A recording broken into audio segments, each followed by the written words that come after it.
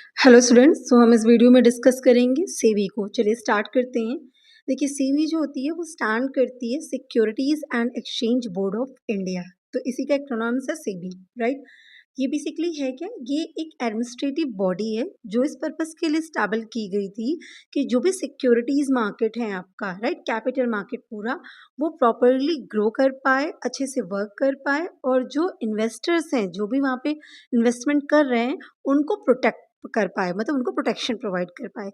इसी पर्पस के लिए, इसीलिए एक एडमिनिस्ट्रेटिव बॉडी का सेटअप किया गया जिसको हम क्या बोल रहे हैं, सेबी बोलते हैं। तो सेबी जब स्टेबल हुई थी, security exchange board of India जब स्टेबल हुआ था, तो वो एक नॉन स्टैट्यूटरी बॉडी थी और 12 अप्रैल 1988 को गवर्नमेंट ऑफ इंडिया ने उसे स्टेबल किया, राइट। अब यहाँ पे नॉन स्टैट्यूटरी मतलब तब उसको लीगल एग्जिस्टेंस नहीं मिला हुआ था, राइट। जैसे कि आपने ये देखा होगा, जैसे कोई भी चीज़ अगर आप कंपनीज़ की बात करते हैं तो कंपनीज़ को जो उनकी लीगल एग्जिस्टेंस मिलती है वो कंपनीज़ एक्ट की वजह से मिलती है। तो मतलब लीगल प्रोविजंस वहाँ पे मेंशन होते हैं, स्टैट्यूटरी पावर होती है कि ये अपने में कुछ है, ठीक। तो वो जब सेबी स्टेबल हुआ था तो वो नॉन स्टैट्यूटरी बॉडी की तरह स्टेबल किया गया था 12 अप्रैल 1988 को। आफ्टर दैट ये फील किया गया कि उसको एक पावर दी जानी चाहिए, कि उसका स्टैट्यूटरी रेलेवेंस होना चाहिए, उसको लीगल एग्जिस्टेंस मिलनी चाहिए। तो स्टैट्यूटरी स्टेटस उसको जब प्रोवाइड किया गया वो कब था, 30 जनवरी 1992 को, वो भी एक ऑर्डिनेंस के थ्रू लाया गया। अब यहाँ पे ऑर्डिनेंस और एक्ट की बात समझ लीजिएगा। देखिए, जनरली क्या होता है, बिल आता है, बिल पास होता है और बिल पास होने के बाद एक्ट बन जाता है। लेकिन सेबी जो है वो बिल के थ्रू नहीं आया था, वो ऑर्डिनेंस के थ्रू एक्ट बना था, ठीक है। नॉर्मली कोई भी चीज़ एक्ट बनना होता है, पहले बिल आएगा, पास होगा, आप न्यूज़ में भी सुन रहे होंगे, फिर एक्ट बन जाता है ना। तो ये ऑर्डिनेंस से आया था। वो ऑर्डिनेंस क्या होता है, ऑर्डिनेंस अगर कोई चीज़ ऐसी होती है जब दोनों हाउसेस का ऑफ सीजन चल रहा होता है और वहाँ पे बिल नहीं लाया जाता है, और कोई चीज़ ऐसी है जिसको लगता है कि इसे अभी लाना चाहिए, तो वो ऑर्डिनेंस के थ्रू लाके तुरंत उसको इमीडिएट इम्पैक्ट में लाया जाता है।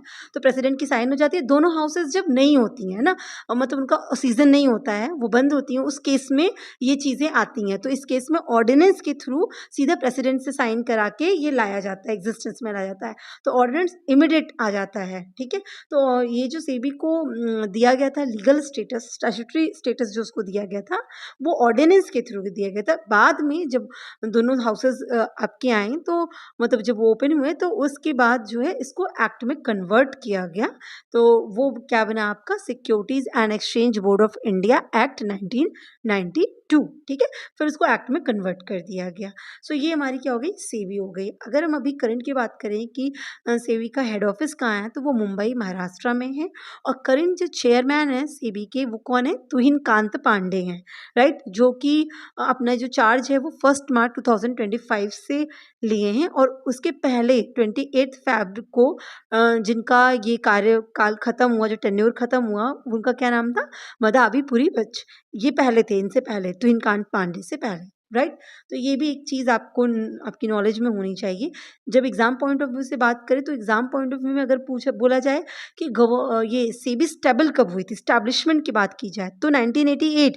पर उसको स्टैट्यूटरी स्टेटस कब मिला था, लीगल स्टेटस कब मिला था, तो 1990 30 जैन 1992 को। एक्ट में कब कन्वर्ट हुई, एक्ट का क्या है, 1992 है, ठीक है। सेबी का अपना एक्ट है, अपने रूल्स एंड रेगुलेशन है ना, सब चीज़ें वहाँ पे मेंशन है, तो वो 1992 में है, ठीक। नेक्स्ट हम बात करते हैं कि रीज़न ऑफ एस्टैब्लिशमेंट क्या रही है सेबी की, क्यों गवर्नमेंट ऑफ इंडिया को लगा कि securities and exchange board of India को स्टेबल करना चाहिए। तो हुआ क्या कि कैपिटल मार्केट काफ़ी अच्छा ग्रो कर रहा था। ग्रो करने की वजह से क्या होता है, बहुत सारे इन्वेस्टर्स वहाँ पे एक्सपैंड कर रहे थे, मार्केट कैपिटलाइजेशन बढ़ रही थी, है ना। जिसकी वजह से हो क्या रहा था, बहुत जो सिक्योरिटीज़ मार्केट में डील करने वाले पार्टिसिपेंट्स थे, है ना, जो लोग वहाँ पे काम करते थे, मतलब जैसे कि आपके फर्म्स, ब्रोकर, मर्चेंट बैंकर्स, ये लोग जो थे वो क्या करने लगे, अनएथिकल बिहेवियर अडॉप्ट करने लगे, माल प्रैक्टिसेस करने लगे। मतलब क्या हो गया इसका मतलब हो गया कि जब देखा उन्होंने कि बहुत सारे इन्वेस्टर्स आ रहे हैं और बहुत अच्छा ग्रो हो रहा है, मार्केट कैप बढ़ रही है बहुत ज़्यादा। मार्केट कैप को इस तरह से समझिएगा कि जो कैपिटल, जो अमाउंट ऑफ कैपिटल है ना, वो इंक्रीज कर रही थी, है ना। लोगों की इन्वॉल्वमेंट बहुत ज़्यादा हो रही थी, कैपिटल का साइज बढ़ रहा था, तो चीज़ें बहुत ज़्यादा ग्रो कर रही थी, एक्सपैंड कर रही थी। तो ऐसे ऐसे सिनेरियो में ये जो पार्टिसिपेंट्स थे कैपिटल मार्केट के, मतलब बैंकर्स वगैरह हो गए, फर्म्स वगैरह हो गई ना, इन्वेस्टमेंट कंसल्टेंट्स, ब्रोकर वगैरह जो हो गए, इन लोगों को लगा कि यहाँ से तो प्रॉफिट कमाया जा सकता है, और वो कैसा अनएथिकल बिहेवियर अडॉप्ट करना शुरू कर दिए। गलत इंटेंशन से प्रॉफिट कमाने के लिए, माल प्रैक्टिसेस, गलत इंटेंशन के साथ प्रॉफिट कमाने की कोशिश करने लगे। ठीक है, कुछ एग्जाम्पल बताएं, जैसे कि इन माल प्रैक्टिसेस का या इनके अनएथिकल बिहेवियर का, जो बिहेवियर सही नहीं था। मतलब बिहेवियर सही नहीं होने का क्या मतलब हुआ कि आपको जो काम करना चाहिए, है ना, किसी के साथ गलत नहीं करना चाहिए, धोखा नहीं देना चाहिए, है ना, फेयर काम करना चाहिए। तो जब आप वैसा नहीं करते तो हम कहेंगे कि माल प्रैक्टिसेस कर रहे हैं, धोखाधड़ी कर रहे हैं, गलत चीज़ कर रहे हैं, अनएथिकल बिहेवियर अडॉप्ट कर रहे हैं। ठीक, तो उसका कुछ एग्जाम्पल अगर बात करें कि ये लोग उस टाइम पे करने क्या शुरू कर दिए थे, तो जैसे बैंकर्स की बात करें तो ये अनऑफिशियल प्राइवेट प्लेसमेंट करना शुरू कर दिए। लाइक देखिए, जो प्राइवेट कंपनीज होती हैं वो कुछ स्पेसिफिक लोगों को ही अपने शेयर्स अलॉट करती हैं, तो ये बैंकर्स क्या करते हैं, अनऑफिशियली पूरे शेयर्स को अलॉट करवा रहे थे अपने अकॉर्डिंग, तो प्राइवेट प्लेसमेंट कर रहे थे। रिगिंग ऑफ प्राइसेस हो रही थी। रिगिंग ऑफ प्राइसेस को मतलब समझिए कि प्राइस को फिक्स किया जाना पार्टीज के थ्रू, कि मतलब इतनी प्राइस होनी चाहिए, इन्फ्लेटेड प्राइस, मतलब हायर प्राइस फिक्स कर देना जिससे वो प्रॉफिट कमा सके खुद ही से, कि नहीं इसकी शेयर्स की प्राइस तो इतनी होनी चाहिए। तो मतलब वो price fixing, rigging of price मतलब इन्फ्लेटेड प्राइस, हायर प्राइस को फिक्स कर देना जिससे वो प्रॉफिट कमा सके, तो गलत तरीके से। जबकि प्राइस की फिक्स, जो सिक्योरिटीज की प्राइस है वो कैसे फिक्स होनी चाहिए, डिमांड एंड सप्लाई पे, उसके बेसिस पे प्राइसेस फिक्स होती हैं। लेकिन यहाँ पे क्या कह रहे थे, ये अपने हिसाब से प्रॉफिट कमाने के लिए ज़्यादा प्राइस खुद ही से फिक्स कर रहे थे, तो रिगिंग ऑफ प्राइस हो रही थी। कंपनीज एक्ट के जो प्रोविजंस हैं उसको मतलब पूरा नहीं किया जा रहा था, उसको फुलफिल नहीं किया जाता था।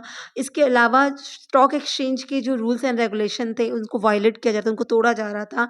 जो लिस्टिंग रिक्वायरमेंट्स थी, कंपनी को कैसे लिस्ट करना चाहिए, सिक्योरिटीज़ को कैसे लिस्ट करना चाहिए, उन सारी रिक्वायरमेंट्स को प्रॉपरली फॉलो नहीं किए जा रहे थे। इन सब के अलावा जैसे शेयर्स किसी ने परचेज़ किया, जो इन्वेस्टर्स ने परचेज़ किया, तो उनको प्रॉपर टाइम पे वो शेयर्स डिलीवर नहीं किए जा रहे थे। ऐसे तमाम तरीके के काम किए जा रहे थे, जिसकी वजह से क्या हो रहा था, जिसकी वजह से जो इन्वेस्टर्स हैं उनका कॉन्फिडेंस लूज़ कर रहा था। इन्वेस्टर्स को लग रहा था कि वो चीट हो रहे हैं, पैसे लगा रहे हैं पर कोई फ़ायदा नहीं मिल रहा है। तो मतलब कि चांसेस हैं माल प्रैक्टिसेस के ज़्यादा, सही तरीके से काम नहीं हो रहा है। और ये सब देखते हुए गवर्नमेंट, स्टॉक एक्सचेंज बिल्कुल हेल्पलेस थे, क्योंकि वो इन्वेस्टर्स की इन प्रॉब्लम के लिए कुछ भी नहीं कर पा रहे थे। और उसके पीछे रीज़न क्या था? उसके पीछे रीज़न था कि जो एग्जिस्टिंग रूल एंड रेगुलेशंस थे, जो एग्जिस्टिंग लेजिस्लेशन थे ना, जो उस टाइम के एक्ट और प्रोविजंस चल रहे थे, जो कंपनीज एक्ट और जो उनके रूल्स एंड नॉर्म्स थे, उन सब में अगर देखा जाए तो कोई भी पैनल प्रोविज़न नहीं था। मतलब कि अगर इस तरह की गलती हो तो उसके लिए क्या पनिशमेंट मिलनी चाहिए, क्या पेनल्टी लगाई जानी चाहिए, किस तरह का पैनल प्रोविज़न होना चाहिए, वो सब वहाँ प्रॉपर तरीके से मेंशन नहीं था। जिसकी वजह से चाहते हुए भी ये लोग इन चीज़ों के रिगार्डिंग कुछ भी कर नहीं पा रहे थे। इन सब बातों को ध्यान में रखते हुए गवर्नमेंट ऑफ इंडिया को ये लगा कि अब हमें एक सेपरेट रेगुलेटरी बॉडी स्टेबल करनी चाहिए, जो स्पेसिफिकली इस मार्केट को रन कराने के लिए, इन्वेस्टर्स को प्रोटेक्ट करने के लिए ही बनाई गई हो। उसके सारे रूल्स एंड रेगुलेशन सिर्फ इसी पर्पस के लिए हों। हमको अब ये स्टेबल करने की ज़रूरत है, और उसी का नाम है securities exchange board of India, right. So SEBI की अगर हम रोल की बात करें कि सेबी का रोल क्या है, तो जो 3 मार्केट के मेन कॉन्स्टिट्यूट हैं जिनकी वजह से पूरा मार्केट फ्रेम होता है, इशूअर्स, है ना, सिक्योरिटीज़ को जो इशू करते हैं कंपनीज, मतलब इन्वेस्टर्स जो परचेज करते हैं, और मार्केट इंटरमीडियरीज जिनके थ्रू ये काम हो सकता है, मतलब जो कंपनीज हैं और इन्वेस्टर्स, इनके बीच का जो लिंकअप है, इंटरमीडियरीज इनके थ्रू इन्वेस्टर्स परचेज करते हैं।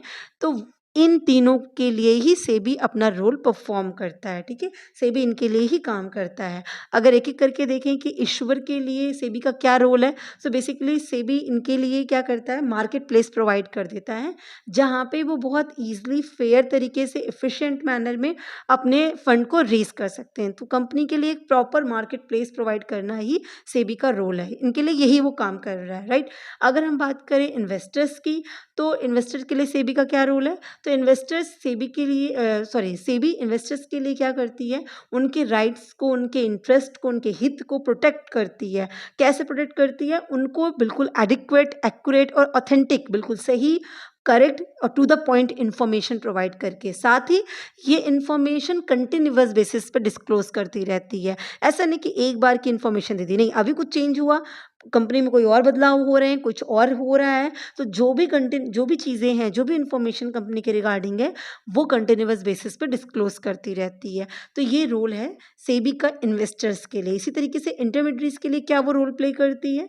तो सेबी इंटरमीडिएट्स के लिए क्या करती है? उनको बिल्कुल एक्सपैंड एकदम कॉम्पिटिटिव प्रोफेशनलाइज़्ड मार्केट ऑफ़र करती है, जहाँ पे एक प्रॉपर एडिक्वेट एफिशिएंट इंफ्रास्ट्रक्चर उनको अवेलेबल हो जाता है, जिससे वो क्या कर सकते हैं, अपनी सर्विसेज इन्वेस्टर्स को, कंपनीज़ को प्रॉपर वे में दे पाएँ, राइट? तो उनको एक मतलब एक प्रॉपर इंफ्रास्ट्रक्चर प्रोवाइड करती है। देखिए आप अपना वर्क सही तरीके से कर सकते हैं, इस तरीके से आप इन दोनों के लिए काम कर सकते हैं। तो इस तरीके से सेबी सभी के लिए अपना-अपना रोल प्ले करती है, इन तीनों के लिए ही, राइट? अगर अब हम बात करते हैं ऑब्जेक्टिव्स की, कि सेबी के ऑब्जेक्टिव क्या हैं, जो कि सबसे इम्पोर्टेंट बात हो गई।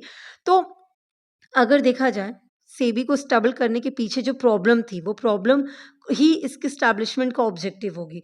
तो जो ओवरऑल ऑब्जेक्टिव सेबी का था, वो सिर्फ़ इतना सा था कि जो भी इन्वेस्टर्स है, क्योंकि सब कुछ इन्वेस्टर्स के साथ गलत हो रहा था, तो इन्वेस्टर्स के इंटरेस्ट को, उनके हित को, उनके साथ कुछ गलत ना हो पाए, उसको प्रोटेक्ट करना, इन्वेस्टर्स के इंटरेस्ट को प्रोटेक्ट करना, और साथ ही पूरा सिक्योरिटी मार्केट जो है, वो सही तरीके से डेवलप हो और सही तरीके से रेगुलेट हो। इन 2 ऑब्जेक्टिव्स के साथ ही सेबी को स्टेबल किया गया, to protect the interest of investor and to promote the development and the regulate the securities market, right? अब अगर इसी इनके मेन ऑब्जेक्टिव्स को, जो ओवरऑल ऑब्जेक्टिव का, उसको एलैबोरेट करें, तो 4 मेन ऑब्जेक्टिव निकल के आते हैं। पहली बात क्या, कि स्टॉक एक्सचेंज, मतलब जो आपका स्टॉक मार्केट है, जो सिक्योरिटीज मार्केट है, उसको रेगुलेट करना प्रॉपर तरीके से, जिससे वो अच्छे से अपनी फंक्शनिंग कंप्लीट कर पाए, बीएससी एनएससी काम सही से कर पाएँ। जो सिक्योरिटी इंडस्ट्रीज़ हैं, जो भी शेयर्स हैं, बॉन्ड्स हैं, डिवेंचर्स हैं, वो किस तरह से होंगी, कैसे उनको कब आप इशू कर सकते हैं, कितना इशू कर सकते हैं, किस प्राइस पे कर सकते हैं। इस तरह से तमाम सिक्योरिटीज़ के रिगार्डिंग जो भी वर्क है, जो भी रूल्स एंड रेगुलेशन है, वो फ्रेम करने के लिए आपका सेबी स्टेबल किया गया था, राइट? तो स्टॉक एक्सचेंज और सिक्योरिटी इंडस्ट्रीज़ को रेगुलेट करने के लिए, जिससे वो अपनी फंक्शनिंग को प्रॉपर वे में कर सके। दूसरा, जो इन्वेस्टर्स थे, उनके राइट्स को, उनके इंटरेस्ट को प्रोटेक्ट करने के लिए, और इसके साथ ही हर एक इंडिविजुअल इन्वेस्टर्स को गाइड करना, उनको एजुकेट करना भी सेबी का लक्ष्य रहा है, सेबी का ऑब्जेक्टिव रहा है, राइट? तो वो एजुकेशन कैसे होती है, वो प्रॉपर सिक्योरिटीज़ के बारे में, उस कंपनी के बारे में इंफॉर्मेशन प्रोवाइड करके वो उन्हें एजुकेट करती रहती हैं टाइम टू टाइम, राइट? इसके अलावा ऑब्जेक्टिव क्या था, प्रिवेंट करना ट्रेडिंग माल प्रैक्टिसेस को, है ना? जो धोखेधड़ी की जा रही थी, जो अनएथिकल बिहेवियर था, उसको रोकना भी सेबी को ऑब्जेक्टिव है, जिससे क्या हो सके कि सिक्योरिटीज इंडस्ट्री और जो स्टैट्यूटरी रेगुलेशन है, वो प्रॉपरली वर्क कर सके, मतलब सिक्योरिटी इंडस्ट्रीज उस रेगुलेशन के अंदर अपने आप सही से काम कर सके। उनको पता है कि उनको इसी तरीके से काम करना है, ये रूल्स एंड रेगुलेशन है, तो वो उसी तरीके से काम करें। अगर उसके बियॉन्ड गई, तो इसका मतलब आप गलती की हो और आप पे पैनल चार्जेस लगेंगे, राइट? तो उन माल प्रैक्टिसेस को प्रिवेंट करना और वो अपने आप सही काम करें, ये कोशिश करना। इसके अलावा लास्ट ऑब्जेक्टिव क्या था, कि रेगुलेट करना और डेवलप करना, किस चीज़ को, कोड ऑफ कंडक्ट को। किसकी कोड ऑफ कंडक्ट को, इंटरमीडियरीज की। तो डेवलप करना कोड ऑफ कंडक्ट को इंटरमीडियरीज की, ये भी एक मेन ऑब्जेक्टिव था। अब intermediaries like broker, merchant bankers, इनको सही तरीके से इनको इनके कोड ऑफ कंडक्ट को स्पेसिफाई करना कि आपको काम कैसे करना है, आपको कैसे वर्क करना है, आपको ब्रोकर बनना है तो आपको कितना क्या होना चाहिए, किस तरीके से आप ब्रोकर बन सकते हैं, आपके लिए क्या प्रोसीजर है, अगर आप ब्रोकर बन गए तो आप कैसे काम करेंगे, क्या चार्जेस, क्या कमीशन आप ले सकते हैं, किस तरीके से। तो उनको पूरा डिटेल प्रोवाइड करना, उनका कोड ऑफ कंडक्ट प्रोवाइड करना कि काम कैसे करना है, ये ऑब्जेक्टिव था। सो अगर देखा जाए तो ऑब्जेक्टिव क्या-क्या हो गए हैं आपके, पहली चीज़ रेगुलेट करना, प्रोटेक्ट करना, प्रिवेंट करना और डेवलप करना कोड ऑफ कंडक्ट को। ये 4 चीज़, रेगुलेट किसको, स्टॉक एक्सचेंज को, प्रोटेक्ट किसको, आपके इन्वेस्टर्स के इंटरेस्ट को, प्रिवेंट किसको, माल प्रैक्टिसेस को, अनफेयर अनएथिकल ट्रेड प्रैक्टिसेस को, और डेवलप किसको करना है, इंटरमीडियरीज की कोड ऑफ कंडक्ट को, राइट? तो ये ऑब्जेक्टिव है। आई होप आपको क्लियर होगा। Wish you all the best. Thank you so much.